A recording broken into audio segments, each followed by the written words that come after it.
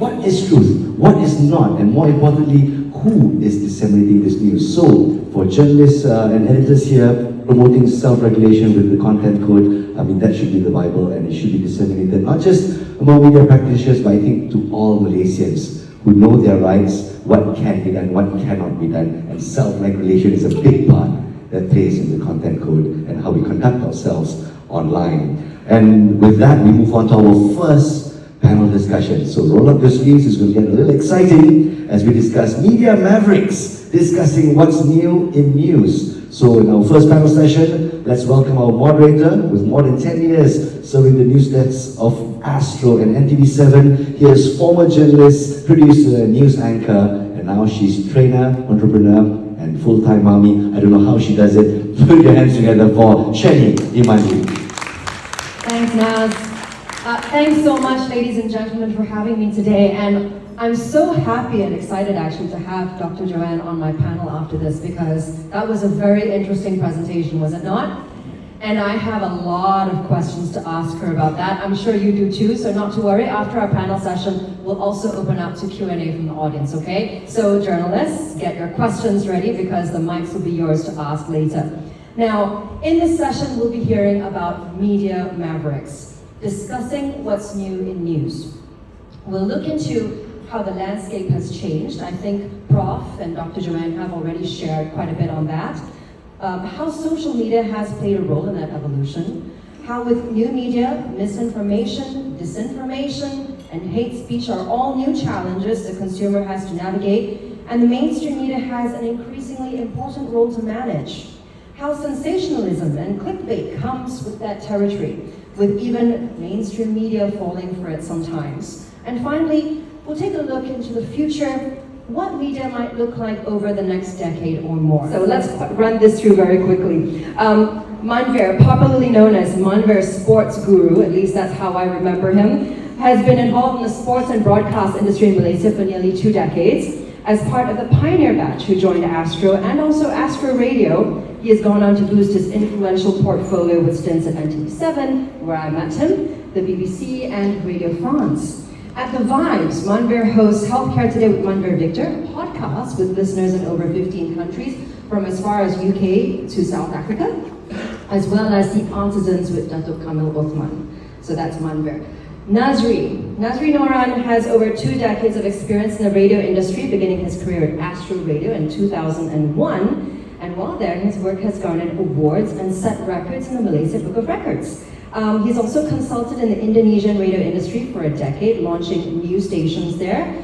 Joining Media Prima Audio as CEO in 2021, Nazri oversees Fly FM, Hot FM, and 1FM. And he is also recently president of Commercial Radio Malaysia.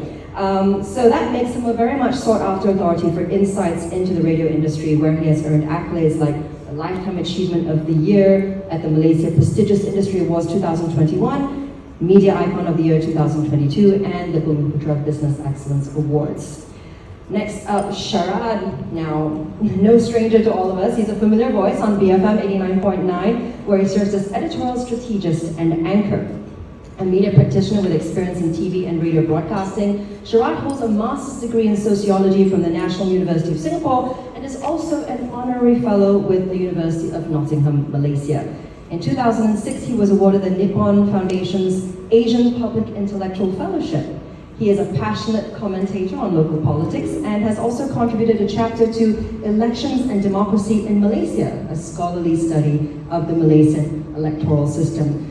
Now, Dr. Joanne, honestly, such an impressive resume, and I believe Naz has already shared that earlier, so hope you don't mind if I skip over that. All right, let's dive straight into our discussion today. Now, all of us being media veterans here, Joanne, I'll count you too as a media veteran. I think we can all agree that what the media looks like today is nothing like what we started back with in the day, yes? Certainly not what I was used to. And as Prof Said mentioned earlier, this intermediation has meant that media has kind of lost control of what is or what makes news, and consequently, what is truth or fact. I mean, look at what is happening in Gaza, okay? Whoever has the latest or most sensational angles, photos, videos, that is what is currently defining the narrative. So in this age of information overload, or infobesity, as Dr. Joanne calls it, how are news organizations like all of yours helping consumers navigate the sheer amount of info overload that is out there? Perhaps Manvir is looking very thoughtful there. You want to share? I'm sure you deal with a lot of that at the Vibes. With great difficulty, is the answer. With great difficulty. It's no longer the day when we started, when you have your 3 or 4 channels of information, and so you fact check everything to death, and then you come out and try to be better than your competitor. Now your competitor is everybody who has a cell phone or a smartphone, and as we saw just now when Nazri was sharing his deck, information gets pushed to us. We don't no longer sit down in front of a TV at 8 p.m. to look for information. This is the news. Yes, this is the news that happens all the time, like Joanne was saying, and it's extremely difficult. We in the news obviously have a huge challenge because we're getting news from every corner, from apps. You look at TikTok, suddenly TikTok has got something that's faster than X. And sometimes you're getting your news from them too. Yes, absolutely. So how do we fact check that so quickly? And speed is of the essence today. If you're not fast enough, somebody else has got it. And so that is the game. I mean, obviously, when we're looking at our elections that we've had recently, everyone has got a comment. Everyone has got something to say about it. And if we don't put that up, it doesn't help the entire narrative, right? Whatever that narrative is. So it's very challenging. It's extremely challenging getting news from everywhere. And then for us as editors to sit down there and figure out, okay, I think we need to put this one in, we need to put that one in. But like we were talking about earlier, fact checking it has become extremely difficult. Very good. Yeah, because now you're more of the last frontier. People get their news from elsewhere, and then only they're coming over to your resource to double check. Is that right? Sharaad nodding knowingly. Yes. Now you're on talk radio, so it's a slightly different landscape for you. But how are you navigating that infobesity, so to speak? Yeah, well, I work on the segment in the evening now, which is essentially about talkback. And so when it comes to us, the news really is, the way we think about it is we need to present the news in a way that people can engage with it. And we can start to maybe slow the conversation down to a pace where people can be thoughtful and consider all sides. You might think, and I think maybe in this room we all assume that there's a general consensus about the current conflict in Israel with the Palestinians, with the Gazans. But actually that's not true. I think what we discover every day is actually there's a multiplicity of views. And instead of sort of telling people what they should think or how there is this one frame and that's the official frame and they should buy it, we need to engage with the fact that people come to the news with very different political views, with different moral values, with capacities to deal with the deep history, say, of a 75-year-old conflict, as we know is going on in the Middle East now. So it becomes extraordinarily difficult to negotiate this kind of landscape. And it's an emotional landscape as well. And I think that's something that, I guess as somebody who's a presenter, I struggle with every day, is to recognize that that what we believe is pure politics or history or analysis is actually deeply embedded in sentiment, and that recognizing that sentiment and responding to it is important.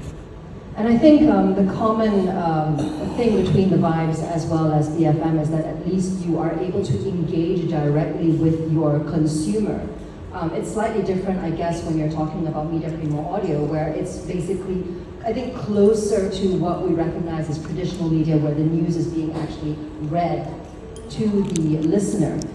So for you, Nazri, How do you manage that, especially with, people getting their news from so many other places nowadays? Maybe it might seem repetitive to them hearing it again on radio. Yeah, so this is the challenge that we all face nowadays. But also because we are Prima, we have a center of news desk, right, under political camera and all that. So we get fact check within all of these guys.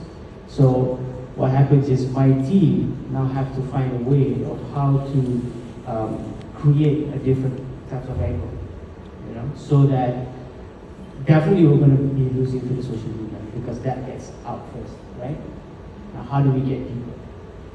Where do we source for opinions or perspectives and all that? Who are the professionals or the victims that we can talk to and all that? How can we reach out to them? So that's where we play in the audio space. By talking to these people, by reaching out, by calling them, by sharing the voice notes, by sharing the audio, by getting as local as possible, by getting as in-depth as possible, and deep dive further into that headline. That's how we need to do it. So it differentiates from that sense. But also radio does have our social media platforms that we continue on that space where we can share the images that we find that is not on other platforms. And we try to do that, yes, it is still a challenge. But I guess in this business you can't sleep. You always have to be aware. You snooze, you lose, that's it. Correct. I was joking with Naz the other day how all it takes is 20 minutes. You go Monday, you come out, and the landscape's completely changed. Even on WhatsApp, things are changing, okay? And I think what we're seeing here, based on the presentations we saw earlier, and from what I'm hearing from you guys as well, is that it used to be that we were the people disseminating the news. Now what's happening is the news is being funneled to us. And we are then responsible as like the final gatekeeper of knowledge, of credibility and fact-checking. So we're now more fact-checkers than anything else. Dr. Joanne, I'm keen to know that in the face of this big paradigm shift we're dealing with, how are you preparing journalism students to navigate that, and how has teaching students about journalism changed? Thank you very much, Sheahnee. It has changed a lot, right? From when I used to do a journalism degree, and it has changed because the conversations have changed, the content, and what needs to be thought through has certainly changed. I have students now asking, the main thing is, they say, is it speed or is it accuracy? We used to say, scoop, let's do it first to get out there. But today we've got to say, it's not speed. Really, it isn't speed, it's accuracy. It is the truth. You've got to get that straight first. You've got to get it right the first time. No longer are you going to start apologizing or demonizing or destroying people's lives and then say, oops, I'm sorry, that's not being happened. So that firstly is about accuracy, and we teach that now in journalism. Syllabus, Manvir asked me that question, how often do you update your syllabus? Every year. Every time something changes in journalism, really, we update. We see what are the new fact-checking sites. We teach them how to fact-check. Yeah? Our students as well were involved in the fact-check lab, actually, while they were still in university. And I think a few universities as well joined venture with that. Those are real hands-on experiences to get journalism students thinking about reporting the truth. And of course, then comes the notion of fake news, what is factual, what is fake, right? And we feed them with these kinds of actual kind of simulation activities in life, just in order to get them to really be able to differentiate between what's fake and what's perhaps the truth. And also with regards to big data, so big data is big today, right? It's something that journalism students need to think about, to have those skills. How do I, run a sentiment analysis and understand what the public is thinking? Public opinion is so important, so crucial today. We don't produce news for ourselves. We don't produce news in order to sell, etc. Right? Ads and increase our viewership and all that. That's no longer the objective. It should no longer be the objective. The business model has entirely changed. It has certainly entirely changed. And then ethics. I cannot emphasize this enough, and journalism syllabus have to truly, truly emphasize the ethics of journalism. Yes, the truth, but also the human side of it. How are we reporting, say, suicide news? You know, what are the ethics there? How are we, exposing people and again destroying lives through our unethical ways of reporting? So all that needs to go into consideration today. Simply because news is really out there. When you produce, even as prosumers, I talked about earlier, not just as journalists, you really need to think things through.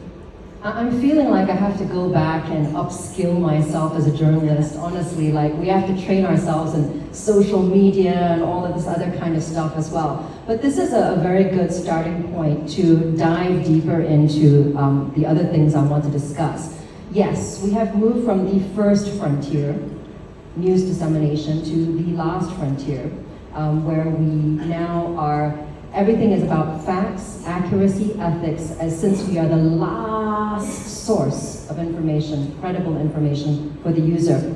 So how did all of this happen? I think we can all agree that the advent of social media was really, that really played a significant role in the evolution. Why? It's, in my opinion, mostly brief. In entertaining formats, it's often sensationalist. It appeals to the generation's need for speed. With young people especially now turning to social media platforms as their primary source of news, their first source of news, how can the mainstream, more traditional, more long-form media ensure that your reporting stands out as a preferred and trusted source of information? Loaded question. Manvir. Give me the easiest ones, please. How do we stand out? I think it comes back to the consumer. Coming back to the consumer, what are they consuming and how they're consuming it? If you look at the trends, the reports that we saw just now, and the data that comes from Meltwater, it's all in bite sizes. It needs to be short, it needs to be concise, it needs to be quick. People don't have a long time to watch things. For instance, when we started, the Vibes is now 3 years old, right? When we started, our challenge was to make sure that we had a story in 600 words or 700 words with 3 photos in it.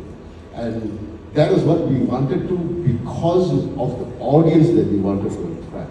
We wanted to attract the 30-something audience. We will get the 50 plus, yes we will, and they will make our news site credible because we're giving facts, right? But the younger audience that we wanted, and we still do, wants news in short bites. We want to know what's happening today, now. I don't need the history of the story. I need it now. If I want to find out about the history, I'll click on this button and I'll go back to that. But I will read more.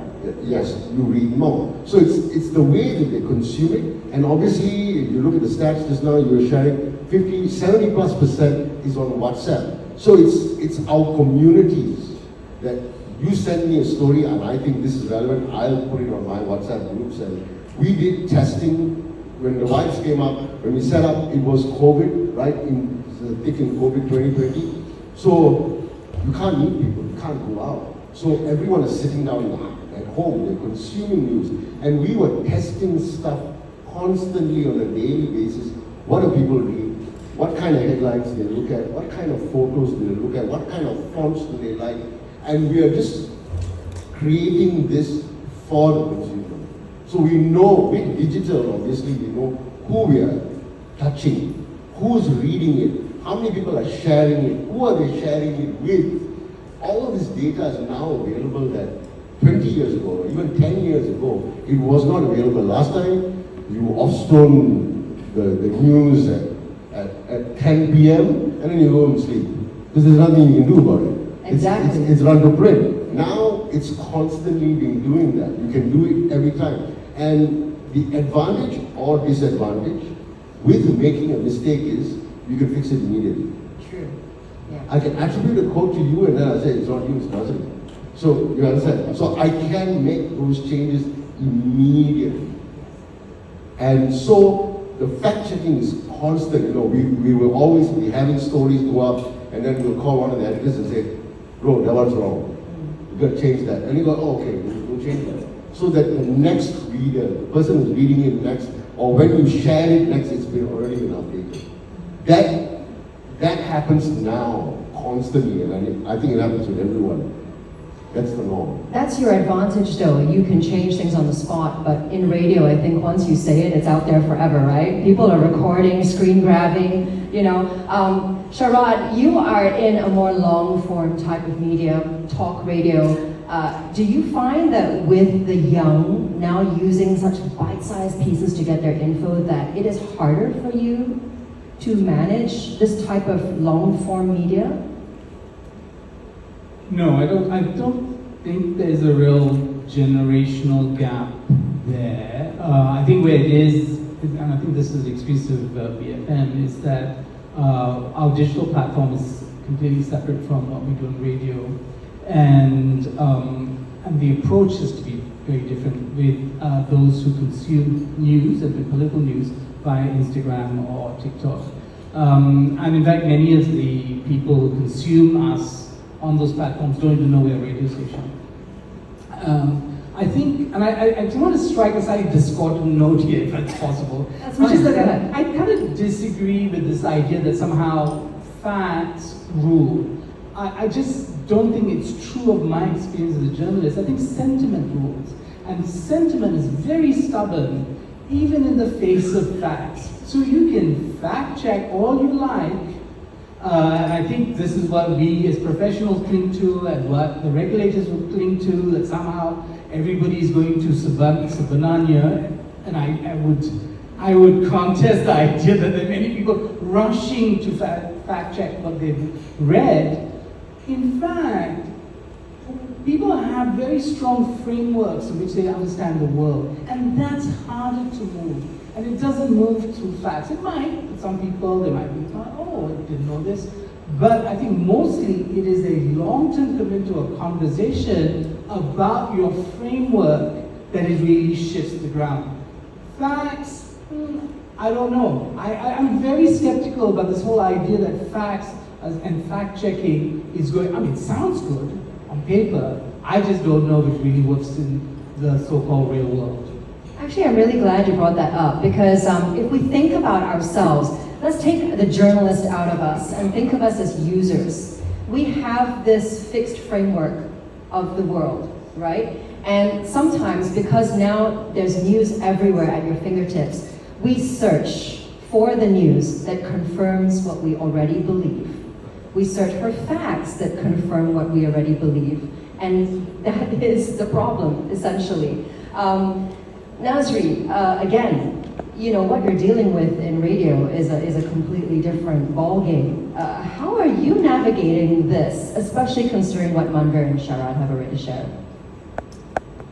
So, for us, it depends on our target audience, right? So we have different stations, different target audience, different languages.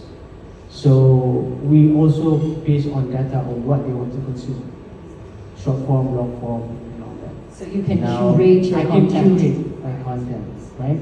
So if I want to do long form, there's a thing, well, podcast is a thing now, right? So everybody wants to do that in specific subjects. If, let's say for Hot FM, and you want to talk about Gaza, it's quite sensitive because they don't want to hear about, you know, the slaughtering the burger and all this kind of thing. It's an escape for them, right? But just top line, what is happening, right? So we give that short form, but more information, we push it back to our main news portal, right? I mean, right now it's radio, so we have to kind of like talk through it, and people who wants to give that information, if there's a need for a third party or even some sort of opinion, then we ask that person. So like Cool 101, we would do that. So if there's something that is arising, so for instance, there was remember the plane that crashed in Arena, right? So when that happened, immediately we reach out to them. How do we do it? So obviously, it's local, could be, you know, kind of reach out to the people there. In fact, our announcers actually went to the location and did a report there and put it on social media first and then continued on air and elaborate on it. So this kind of things can be done. So you want to kind of like, okay, where do we sit on this, right? So it's a constant decisions that the news team and we have a radio really good dynamic news team and always, on 24 hours a day, even the weekends, even myself, right? I set my phone on notification on all the news platforms, local, international, all of that. That must be exhausting. It is, but it's a need, and I tell all my team to do the same, especially the news team, right? So you must know what's going on. So if you miss it, if you snooze, if you go to the toilet, you said, you have to catch up on it. And then you decide what's going to happen, how you're going to do it. I remember one time, like this, I just go back a little bit, right? So when the MH370 happened, it was on Saturday. I was in Malacca, right? I was on a holiday with my family and all that. And that time, well, the 3G was not that good. But I got a call because my internet was not really working that well. I got a call and said, you know what's going on? I said, what's going on? Plane just went down. Oh, okay. So immediately, that was in the morning, that okay, we have to do something here. Made some calls, I still cannot access my internet. I was like, why is it so slow? So I had to find some, Wi-Fi somewhere and all that. Then immediately we got the news and said, you know what, this is going to be really bad. I called everyone in the office to come back to the studio. We have to do a special show, special report, change all our programming because it's a national tragedy. So we have to do something about this. So everybody had to be like on the ball. It was on the weekend. I was on a holiday. So, but that's our business. We signed on to it. We have surveys to do.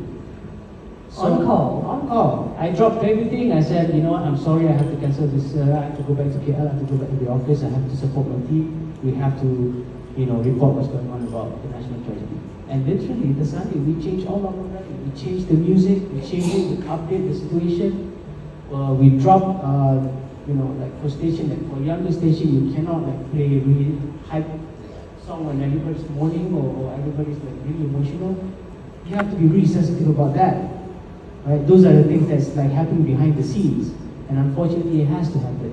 So these are the things that you have to be like aware of, and how do you do it?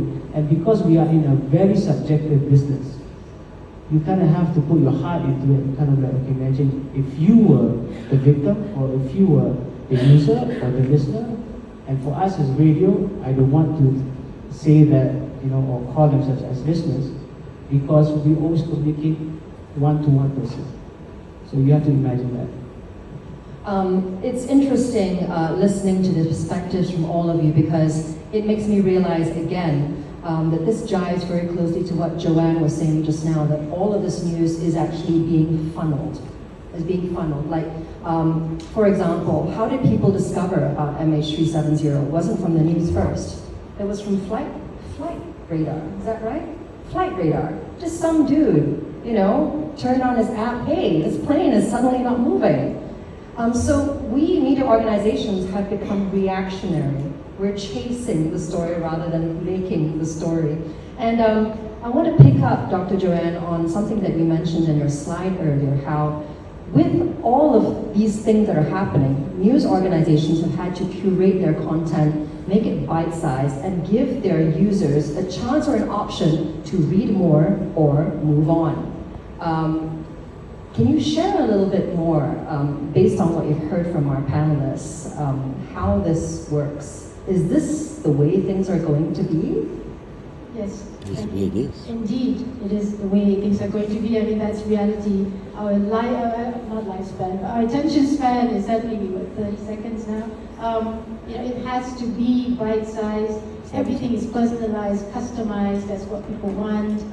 They don't want to be fed an entire 1 hour or even 30-minute bulletin, which includes stories, containing news and entertainment and sports and all that. Nobody wants that anymore.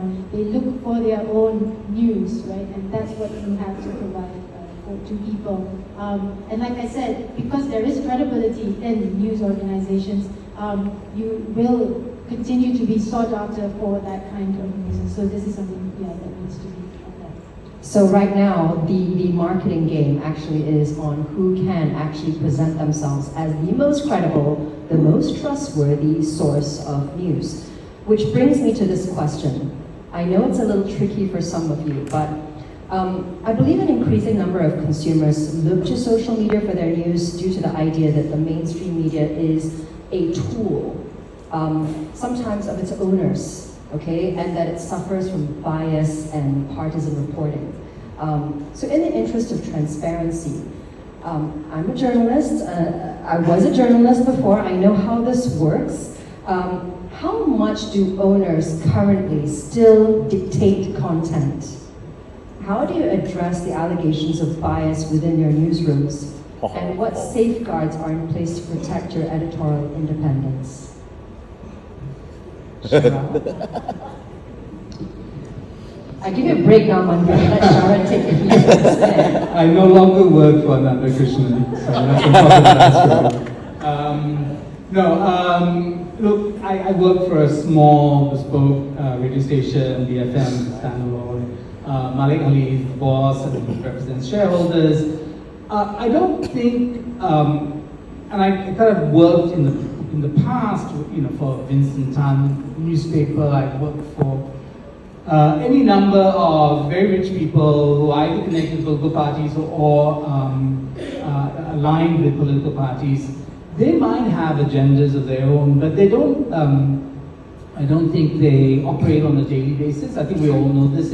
It might be very specific to a particular moment. It might, be more amplified during a general election. And I've worked with newspapers in the old days when it was really horrible, right? When the newspapers would literally propaganda rags. I mean, they dipped in credibility, and they have how many people here have a newspaper subscription? 1, 2, 3. Okay. Not because of your job. Yeah. But because you want to. How many of you here read newspapers on a regular basis? I mean a newspaper, I don't mean online stuff. I mean a newspaper. Like a physical. Like the paper, newspaper. Look, 2 weeks ago there was Radio Days, a conference about, and Nazri, you were there, right? And Kenny told us basically radio's going to die. Let me explain why. I mean, for me, the real issue today isn't even owners trying to control editorial. Today, the real struggle for media is to survive. And anything we talk about today is predicated on our ability to fund it. Fact-checking costs money. Good journalism costs money. Investigative journalism costs an extraordinary amount of money. And when profit margins are shrinking, when we see job losses, all kinds of our aspirations for higher order journalism, I think, come secondary to survival. And so I think, for me, that is the real framework for any discussion about media today. Maybe Malik sometimes say, do we have a editorial position on GST, on taxes, whatever it is? Then we talk about it. But BFM allows itself a diversity. But some people might criticize and say, well, actually we have a good thing. But okay, that's a conversation for another day, maybe.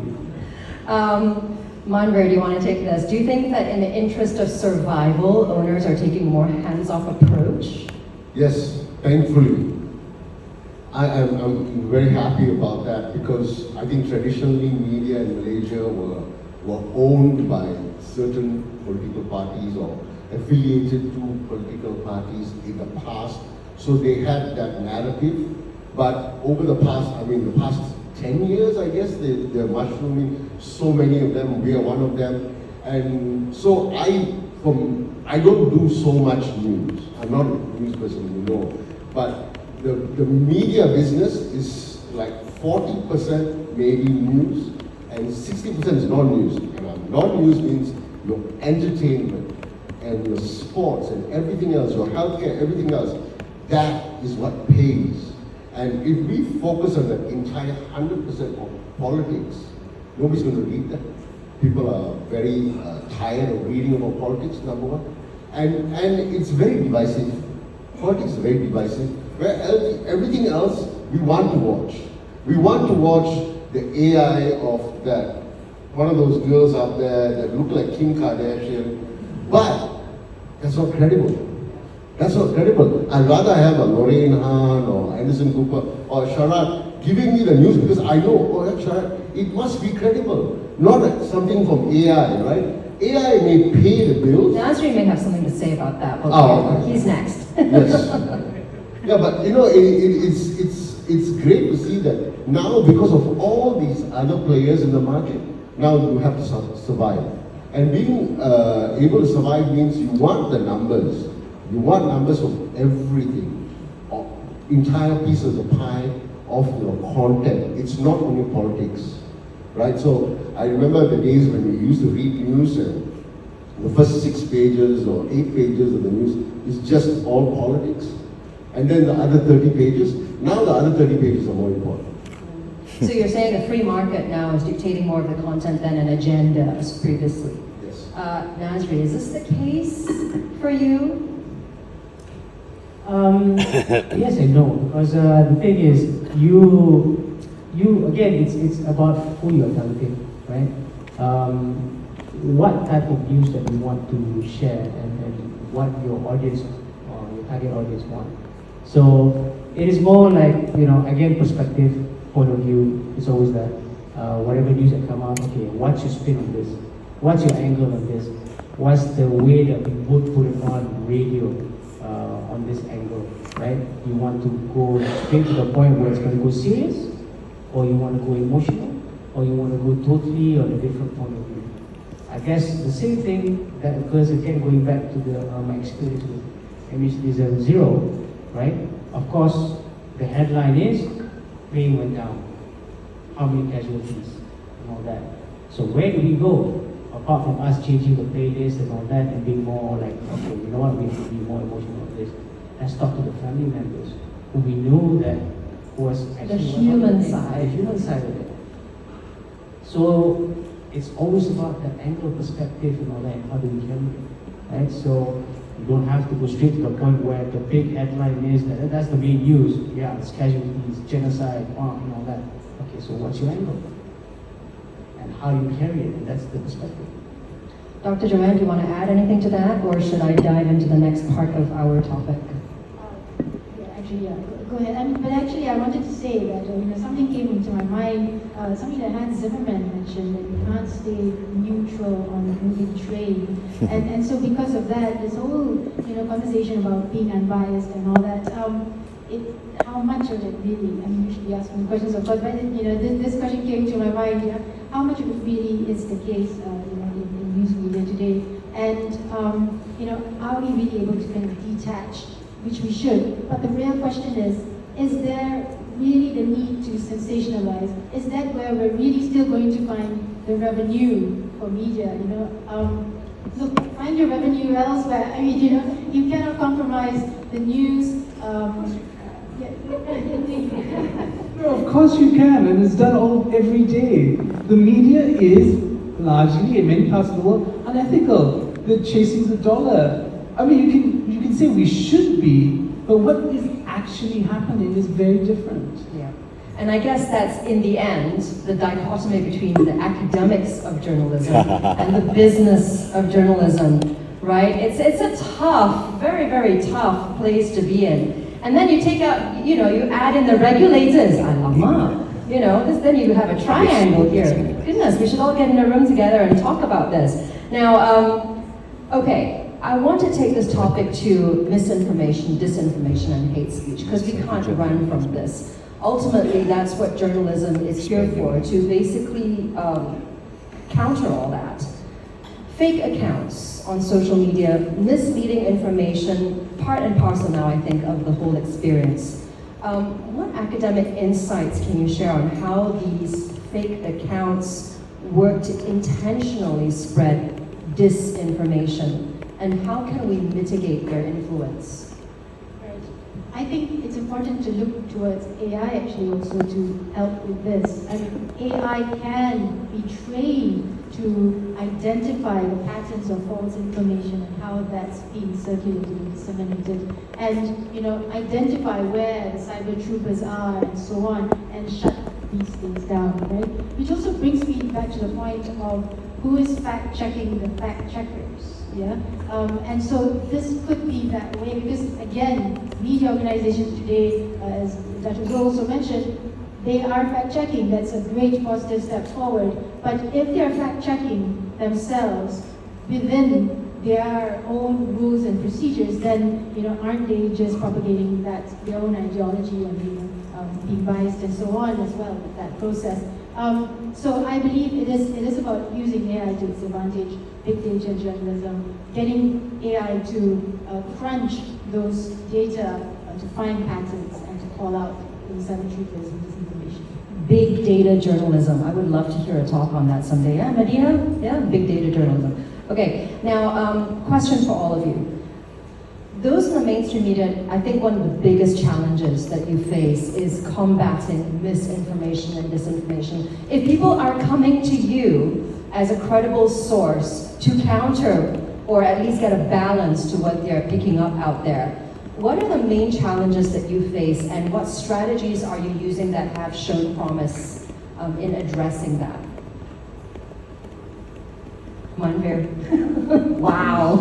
Jeez.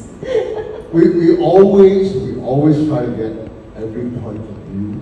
We always try to get every point of view.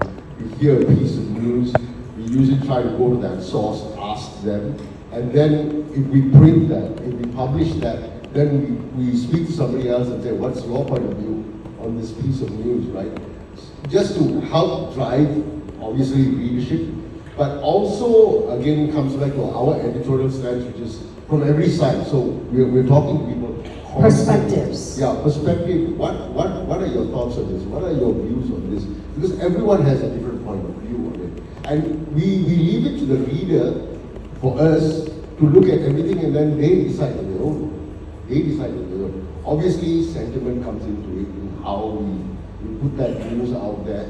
We can't run away from that. We can't run away from our personal feelings and sentiments. We do put that out there, but we try to give our readers or our listeners or viewers, whatever you call them, those consumers, the opportunity to decide on their own. They have to be able to decide on their own because what is different today from what we had in the past 20 years when you had that kind of mainstream media is you had that thought process. So everyone thought that person is guilty and that's it. You could actually influence sentiment back then. Now we can't. Yeah. So we try to give them the opportunity to have every side of it and then you decide. Yeah. What do you think it is? Now, Sharaad, I know how you feel about that. What is truth? What is fact? And nowadays, people don't even say, what is the truth? They say, this is my truth. That is your truth. So, we're dealing with, when it comes to fact-checking, again, sentiment plays an important role as well. So perhaps as media, we're chasing perspectives more than truth. What are your thoughts about that, Sharaad? Well, I think we as professionals have to hold on to certain delusions, right? The idea that quality journalism will sell, that the truth is what people want. And I say delusions kind of in a broad sense, but it is something that it's a kind of a beautiful and necessary delusion. You have to believe that, otherwise how do you proceed? But it doesn't always pan out that way. And for me, the framework to understand all this is really, it's something that hasn't really been mentioned this morning, is the attention economy. We're all struggling to capture attention. So we're in the business, right? So I would say that the fourth estate is an abstraction in two important ways. One, it's just an aspiration, not badly. Two, media organizations are literally just media organizations. There is no one institution. We're not like Parliament, we're not like the judiciary, we're not like the executive. So the media is many different things with many different people. And so I think for me the issue is that you decide that your audience wants certain things and they understand balance in certain ways. For instance, we struggled with, and last week we did a show on what's happening in Gaza, and somebody wrote in and said, why aren't you giving the Israeli side of the story? That member of the audience, our listeners, was an important question. What is the Israeli story in this? But officially and politically, it becomes very difficult to give the Israeli side without sounding kind of out of step with the general political atmosphere. So these are the kind of struggles, because I think balance means different things in different contexts, with different issues, and we struggle every day with the idea of what balance is. And in your format, Nazri, it might be difficult perhaps to give people that kind of perspective that the Vibes or BFM Hood might probably give, do you think? Yeah, definitely. Because again, it's about the target audience. What you just said is very true. I can relate to this because now suddenly you have certain groups wants to have or hear the Israeli side of it, right? If even we do that, at small point, a lot of hate comments will come because of our audience. Majority of it, Muslim, Malay, right? So you will definitely get that. Even trying to put some sort of perspective on it, you just have. It's just that is immediately wrong. And then you end up curating your content based on the know, sentiment. And you get boycott straight away. And it's already happening now.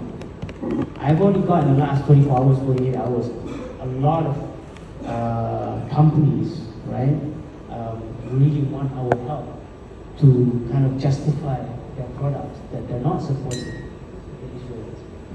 And McDonald's, for instance, Starbucks, you name it, right? They need our help. And we have to somehow have some responsibility because we do need revenue, but we don't want to lose the audience. We have to balance those. So that's our business, right? Revenue, listenership. So we don't have listenership, we don't have revenue. So how do we manage this? So it's a very tough situation, but it's a very unique situation. In Malaysia, you have to, again, the 3 R's is very important, right? You have to really honor that.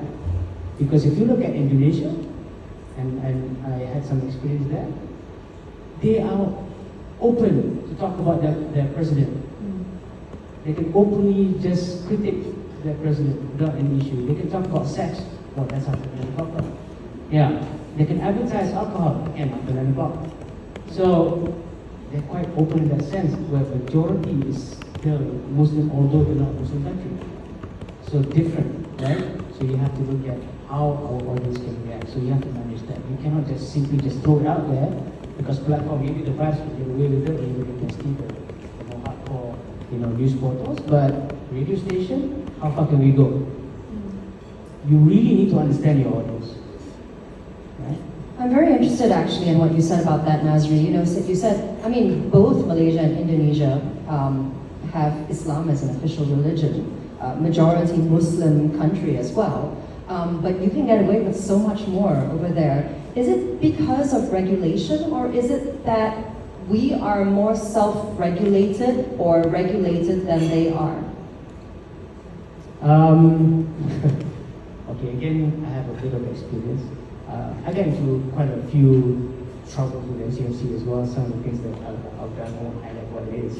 But I guess that's the learning curve. You need to understand what are the boundaries, right?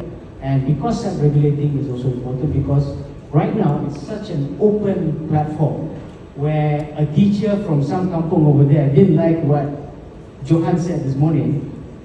Suddenly they, send it to us and also CC the MCMC. And you have to investigate that, right? You cannot please everybody. There'll be somebody out there that's going to be offended about something. And because we are multi-religion, so, but still, it's not a country. But Indonesia, they have extremists. But they're okay in that sense, but also because radio, the license is focused, because the one license is focused in Jakarta, they're not national. Malaysia, one license, majority of us are national, which is up to Sabah and Sarawak. And then, you have the other parts of that that's going to be, stepping on somebody's toes over there in Sabah and Sarawak. And then you have to deal with it, right? So it's an ongoing thing, ongoing battle, but we try to somehow be neutral, but yet at the same time try to push the button. Push the boundaries. Just one fact check.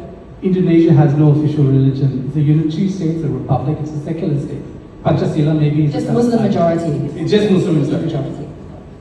Thank you for the fact-checking, Sharaad. No, it's all good, all good. Doing your job. Yeah, you're doing your job. Thank you. I got fact-checked by Sharaad today. Good. All right, but I'll touch back on the regulatory part in a bit. I want to touch now on hate. And a big part of the hate speech, misinformation, disinformation in this country is closely related to the 3 R's. All right, suka, that's just how it is. How do you guys navigate the 3 R's in your platforms? Is it self-regulated because you don't want to get into trouble or because you don't want to inflame? Is there sort of like a sense of internal responsibility to self-censor or manage that sentiment when you make your editorial decisions? Well, I guess for us, we've got a very diverse bunch of people, different religions, different age groups, different, sexual orientations, whatever. We've got them all, so we always do test it with each other and see how we feel about it. Traditionally, unfortunately, in Malaysia, it has been the politicians more often than not that spark these kind of conversations. And maybe in the past we haven't been able to stand up for ourselves, but now we can. And so I think having a diverse newsroom with different points of view and being robust about those conversations and those discussions is very, very important to the editorial stance. We need to look at each other and say, will this upset you? What do you think about it? Because we don't want to work in that environment. Because generally, I think Malaysians are very multiracial. We love being with each other. We've grown up with each other for the past, 40, 50, 60 years of this country. It's 66 years old, right? We are extremely multiracial in the sense that every other country in the world, now look at Europe, look at America, they are trying to be inclusive. We were born inclusive. We've just become something else over the past 10, 20 years. But now I think we are going back to that point. We're still a young nation. So unfortunately, the leaders at that time used that to divide us. And now we are finding different kinds of leaders that we have that are uniting us. And it comes from the newsroom itself, sitting down and working with a diverse bunch of people, which we were very intentional about that, and having these people have these conversations with us. Perhaps it's easier to be in a diverse newsroom when your main language is English. But perhaps with the Chinese language, Malay language, Tamil newspapers, may be a little different when it comes down to it. Do you have an opinion on that, Sharaad? Yeah, but before I just want to address the 3 R's, because I think of the 3 R's, race and religion, not as tricky as the last R, royalty. And I remember when the Kuttan Sultan there was an investiture ceremony, we did wall-to-wall coverage on Asrawani, and I had as my guest Syed Hussein Ali, who is a sociologist, a historian, a man of the left, and very critical. And there was concern. And he was openly speaking about the problems within the institution, not particular houses, but the institution. And we got away with that. Over the North Kuala Langat Forest Reserve issue, right? The attempt at degazetting this huge an ancient peat forest in the interest of developers. We also had to speak about the involvement of the Royal House of Selangor, and it was possible. We did this on Awani. People, and I don't think journalists just hold themselves back. We did it in a very objective way. We talked about shareholding. We said who were the shareholders, and you had to mention the involvement of the royal houses. So it's possible to in a very sober way to deal, without trying to create hate towards any institution. You can deal with it. The bosses supported us. There was no problem. So I think sometimes we fear difficult conversations. We don't know how to do them, and we don't have the resources. Syed Hussein Ali, Zaid Ibrahim, Aziz Bari have all written very intelligent books about the dilemmas of our royal institution and have suggested how we can move forward. They are resources for us that are not used. But that kind of contradicts what you said earlier, where we're talking more about sentiment now than facts. When it comes down to it, if you're going to touch on something as tricky and controversial as that, you still come back to the facts to take the sentiment out of the equation. So how do you balance that very tricky situation where you have the facts, but you're also dealing with sentiment, and then at the same time trying to get advertisers and sell a newspaper or a radio station? So I think what is important to note, I think, and I give credit to my boss, both from from Sheahnee down to Ashwad, they provided a firewall. I think bosses, great editorial leadership provides space for journalists to do things. Yes, it's true, the English language gives us a kind of leeway. News gives us a kind of leeway. In doing hard news, you can move a little better, but you need principled and strategic, which are kind of opposing views. Opposing pulls, editorial leadership. So I think because they protected us, we could do the kind of conversations we wanted on Consider This. Nazri, you picked up the mic. I know you want to say something. Okay, so I'm just going to highlight something that could be a bit controversial, right? So the thing about news, especially in different languages, the way I look at it, in my experience, when you do it in Chinese, you can get away with certain things. Do it in English, yeah, certain things that not as much as in Chinese.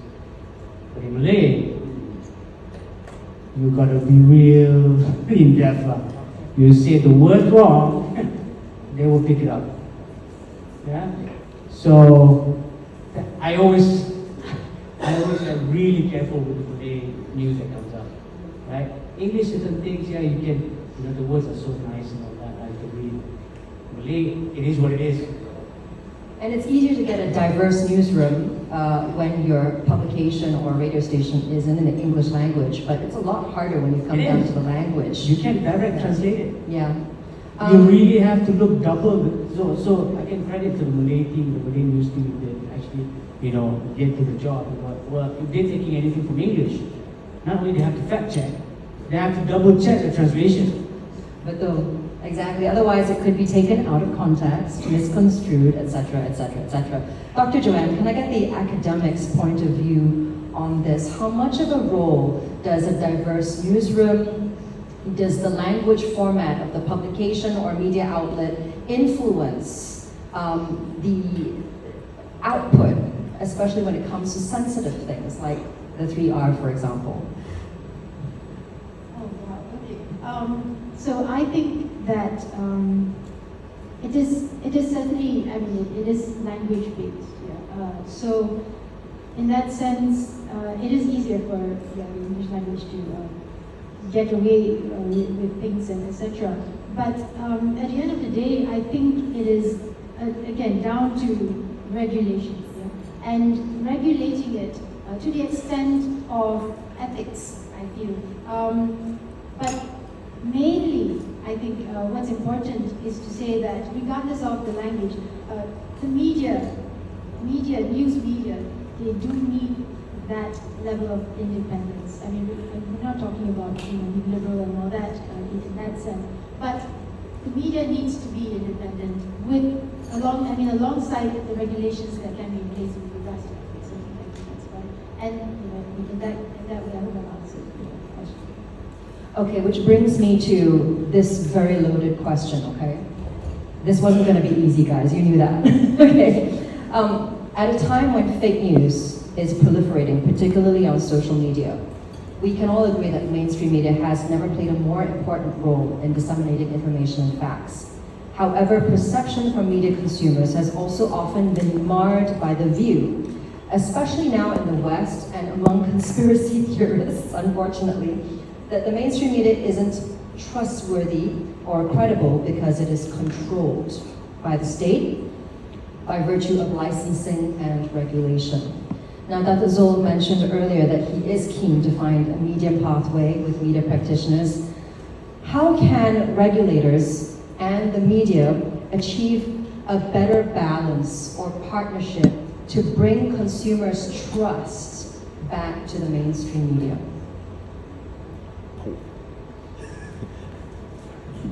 Sharaad, you're so brave! No, I mean, I just want to say, I did mention Kamrul Bahrain, who's also one of my editors, and he's also a great guy. So Suhaimi, Kamrul, and Ashwat. Okay, let's put it this way. I don't think even we have to, you know, what's happened in Malaysia is very exciting. I left PFM in 2018, went to Astro One after the elections, right? You know, in Awani, we didn't hear from the PM's office for the first couple of months. I mean, there was hardly anything. You know, Mahathir's administration did not interfere. They just didn't think it was necessary. I remember one incident, but that was kind of a silly thing. But philosophically, they weren't interested. And then when Mahathir fell and Muhyiddin's people took over, because they were already part of it, but Dr. Iman, if I can mention her name, was the kind of press czar. And she was very controlling. I mean, you know, I don't mean to slander her or anything, but I think that was just true. They were much more controlling, and they reverted to an older culture of control from Putrajaya. And then Muhyiddin's people fell, and Ismail Sabri comes in. And then we got a kind of a looser dispensation. And you know what? The media is starting to learn that, hey, those guys in Putrajaya might not even survive. Why should we listen to them? The fluidity and volatility in politics actually is very freeing for the media. So never mind talk about principles. The fact that the political leadership might not last means their power, just has waned. It's just been they themselves. So a clever media organization plays all sides, right? It finds a way of negotiating. This is why creative, intelligent editorial leadership is essential to manage what's going on. Because when you have a smart boss, they know how to push you forward to get the best out of you, the best for your public, the best for the advertisers, and try to make all of that work together. And that's a tricky recipe, isn't it? Extremely tricky, and like Sharaad was saying, where we are in 2023, our political situation, the global political situation, everything that is happening around the world, it's constantly changing. The truth that we knew 6 months ago doesn't hold the same today. So it's constantly changing. So when we are credible, like Nazri was saying, when we have a credible news source and you go down to the ground at the Almina crash and you do something bad, people believe that rather than somebody else on social media. So now our job is more challenging because now we need to be there and give that short bit of news to people. If not, somebody else is going to be taking that space, right? And then you come back to the studio and you digest something really tangible, some content that's really well thought of and put together, and then you disseminate that as well. It's very challenging with everybody being accessible to news, accessible to giving you news as well. And obviously that misinformation comes in from that point, right? And it's navigating all this, and like what Sharaad was saying is that editorial policy, the head honcho in the room, sitting down there, having all these little threads to pull and say, okay, this is the thread we pulled today. You pull this one, and then we're okay with this. And it's juggling it. It's a huge juggling it. What is essentially the main difference between the mainstream media and social media nowadays? I would say the main thing would be that one is regulated and licensed and the other is not. So that actually can be detrimental to you guys sometimes because you can't write about things that a citizen journalist might be able to. Nazri, do you have something you want to add about that? Yeah, again, it's we have like the news desk, you have editors.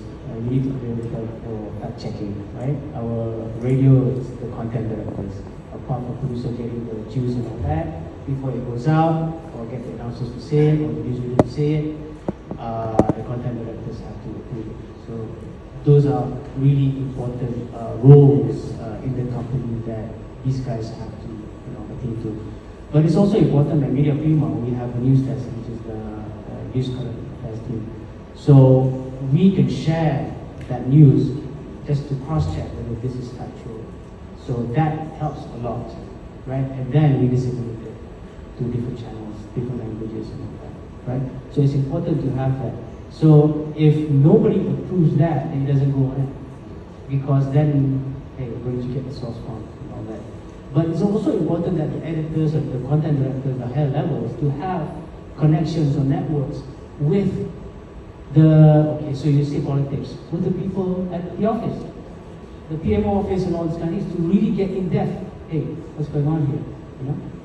I just got a note, just recently, Code 101 just highlighted about cyber troopers. We interviewed the cyber troopers, and the cyber troopers openly said they were working for all parties.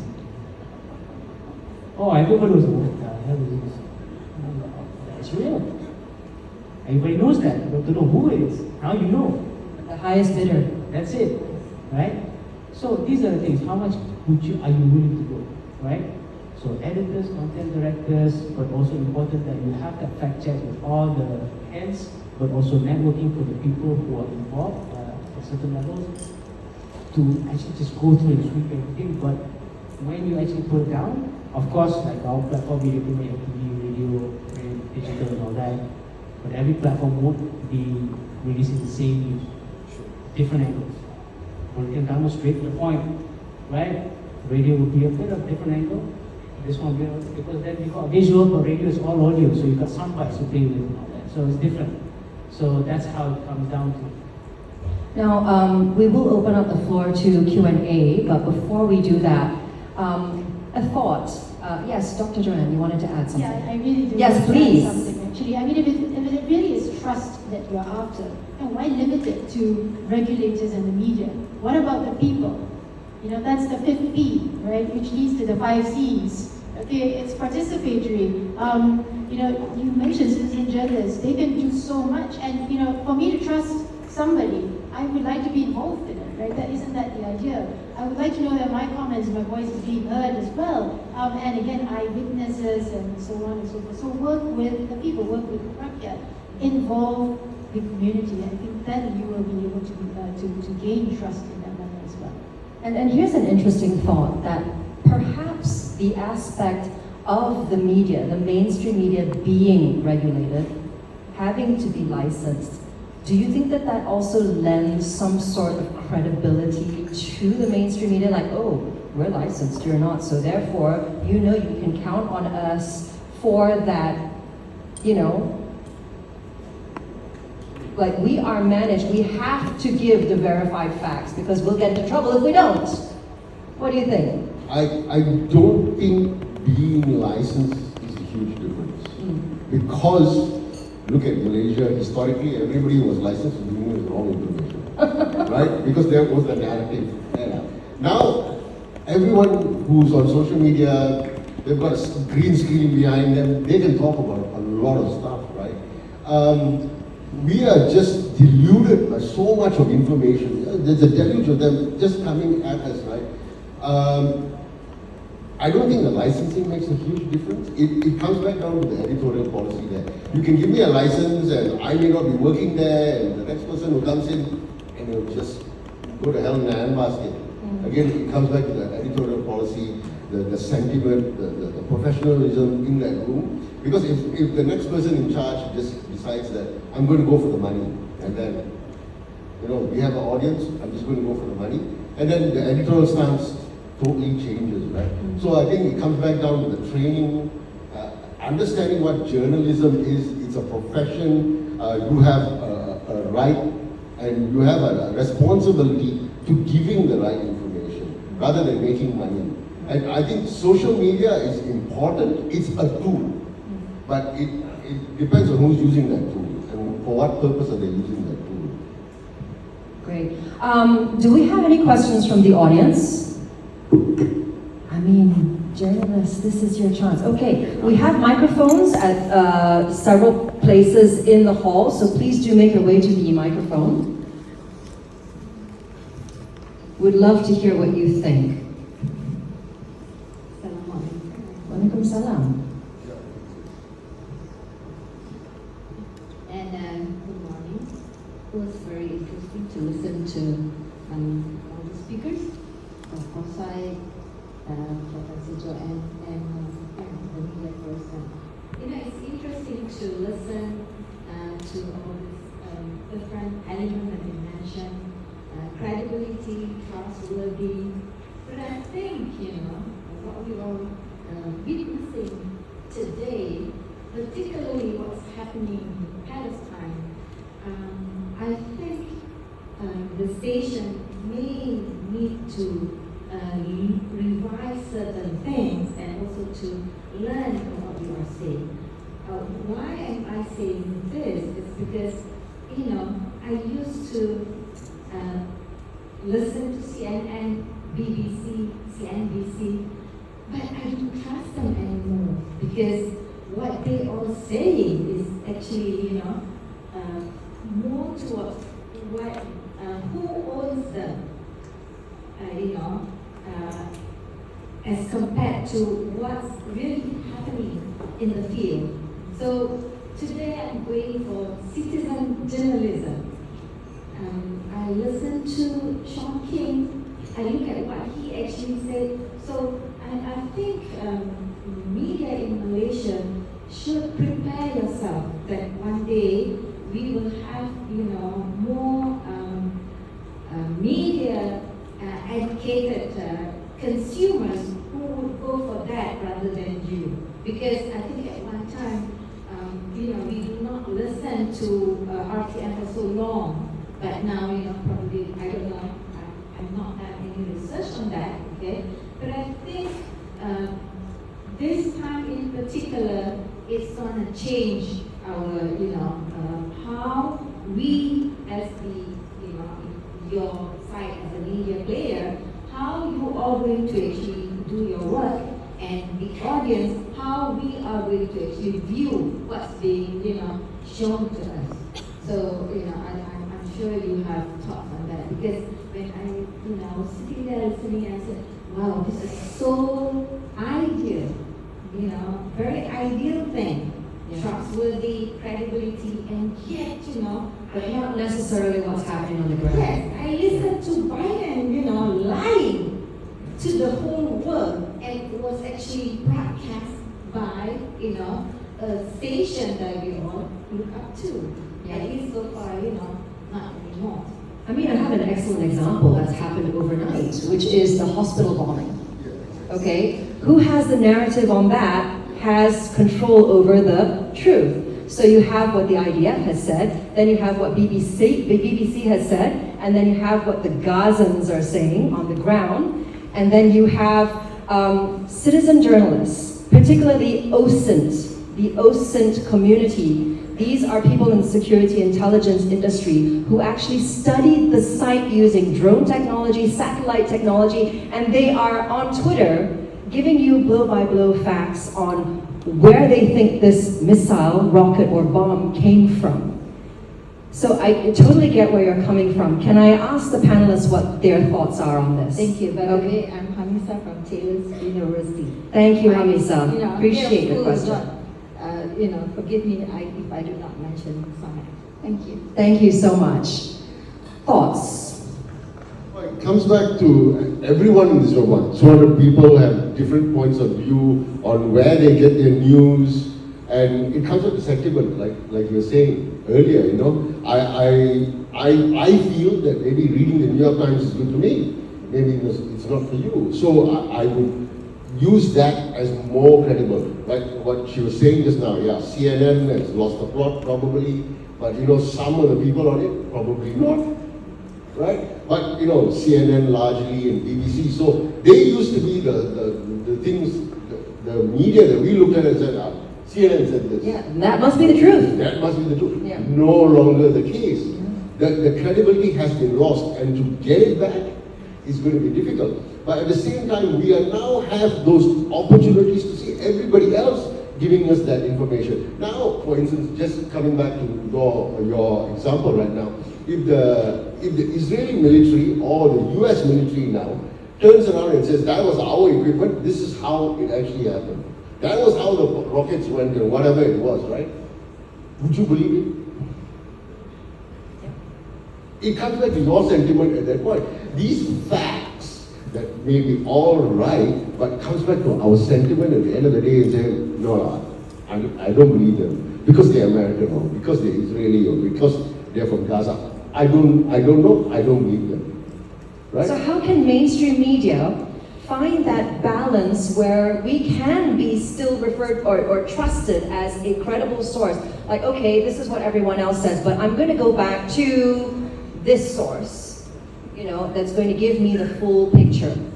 I think from our point of view is we give you all that information, you have to make your own decisions. Right. We are going to be there to tell you that, okay, we heard from this person, we heard from that person, we heard from this person. You make up your own mind so that at least for us, you come to us, we are not making a decision for you, we are giving you all these points of view and then you make your decision. Because we've got that report. From here it says this report says this report says this. We are not there. We are not on ground. Right. We don't have all the details. We just have these details that we think are credible, so you should read it, you should consume it, and then you make your own decision. Because we can't do that for you anymore. That is not our role that it used to be before, where we're going to tell you this is the narrative, you believe it 100%, and that's it. Yeah, just report as is what everyone else is saying. Anyone wants to add to that, or should we take another question from the floor? Because I've already been told I have to wrap this up. Okay, maybe one more question. Yes. Hi, my name is Kamala. I would like to share with the panel here. For me, the mainstream media, they are very relevant. They need to focus on accuracy, social responsibility, and credibility. Because citizen journalism is something that is moving up, but they are more on keyboard warriors.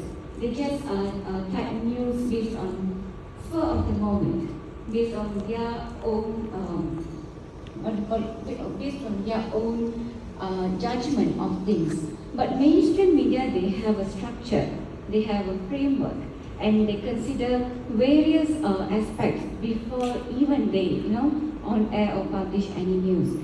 So what I would suggest is that all the media agencies put aside their differences, come together and find the right recipe to ensure that you guys sustain all the changes or development trends or whatever that we are facing right now. Thank you. Thank you, Kamala. Where are you from, Kamala? I'm from MCMC Academy. Okay, thank you so much. So that's Kamala's point. Does anyone have something you want to say about that? I think the mainstream is dead. There's no such thing as mainstream media. In fact, if there is a mainstream media, it is the social media. Social media is now the mainstream, and we're all struggling to keep up with it. Like I said, just a couple of weeks ago, I think Kenny Ong is speaking. It's Kenny, right? Radio's dying, and newspapers are dead. We all know this. Television, I don't know how long you've got to last. I mean, there's maybe a longer tail for this. But whatever it is, you're right, it ought to do it. Will it do it? Can it do it? Does it have the resources? I don't know. I mean, these we can constantly project. Media has a credibility problem. Government has an even bigger credibility problem. So, to the question, would I want to be certified? I'm not speaking on behalf of Malik, but would I want to be certified by government? No, I wouldn't. It'd be like the kiss of death, right? In this atmosphere, it'd be the kiss of death. So, what is the future going to be like? I don't know. Can I go one round before we? Okay, yes. Some closing thoughts on this, please. Nazri. Oh, okay. So I was just going to continue what you said. So the thing is, I mean, I think everybody knows that even there's a tagline going about, right? It's like, tak pasti, we'll see, when in doubt, leave it out, that kind of thing, right? So I have a personal experience myself. I mean, everyone does. My mother always forwarded me some news concerning that. On WhatsApp, yeah, no doubt. on WhatsApp, yeah. Like, oh, what's this happening and all that? Please watch out. It's fake news. It's fake news, please. I work in the media. Every now and then, I have to do that to my own family, right? We have a harder responsibility, not just as a platform, but as personally, right? We all know this, but we all need to find that source. Where do we find it? I agree with you, social media is the new mainstream media, right?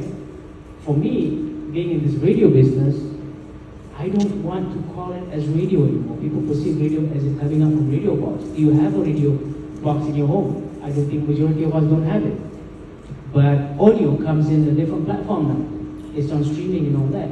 But again, I can give you in the last 1 year that we have had these challenges with social media and digital platform is that with all this problem we have now, just recently with what I just said earlier, all these big companies, organizations need our help. Even they themselves know that we are credible. That's why they want to come on our platform, need our help to justify that the product is not related to Israel. If not, why do they come to us? Even they know that. They have their own research. That means, it's justified, right? They're willing to spend that kind of money and say, come on, everybody needs to survive here. It's a business, right? So these are the type of things that we all have to deal with. There's no guarantee to anything because we keep, AI is coming, right? There's a lot of that. And people are scared. My team is like, oh my God, a lot of jobs going to be lost. Honestly, it's going to help more jobs or more opportunities. We have to upskill ourselves. We have to be ready for it. Because without us, there's no AI anyway. We are the ones that has to be empowering the AI, make it better, minimize errors. Because AI will help fact-checking all this type of stuff that we all struggle about. We all spend minutes and hours and all that trying to find, is this right, is this right, is this right? By the time the news is already like, oh, it's tomorrow already. Somebody come out with the news, it's probably fake, it's probably right. But AI will help them. And that's one of the things that I think we should be adapting to. That's the future. We cannot say no to it.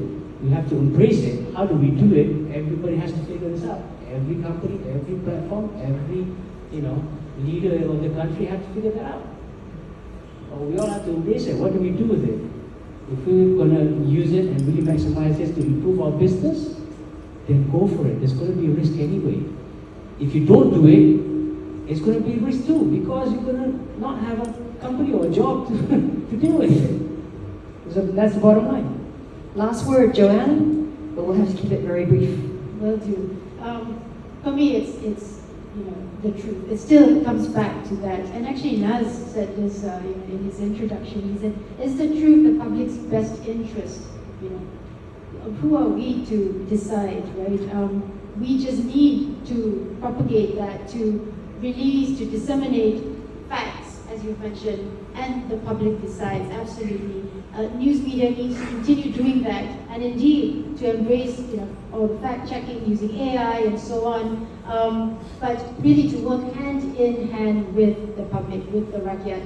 It is no longer that news media is a mouthpiece of somebody, some entity, some government, some, really licensing also still has that, sentiment that if you're licensed, then you're a mouthpiece of, whoever gave you that license, right? So that understanding still perpetuates. We need to ensure that, we really look at who it is, who's disseminating this information, where is the ethics in there, where's the credibility, does this organization fact check, does it get fact checked itself, and so on. I think all these things need to be clear. Transparency. I said that in my speech twice. It is about transparency. As long as people are aware of the processes, of everything that goes into it, how media is being regulated, how they are keeping in line with regulation, then therein lies trust, and therein lies society who will be indeed knowledgeable and will be fed with real truth and information. Thank you. And I think in a nutshell, to wrap this up, this is what I've gotten from this conversation, which is we go back to the roots of journalism, which is that we report the facts, the perspectives, objectively put it out there for your viewers and let them decide what is truth. After all, that's why we all became journalists, yes? So no agenda setting, no mouthpiece, more of let's just concentrate on objective facts and perspectives. Get all the perspectives on the table and let the users decide.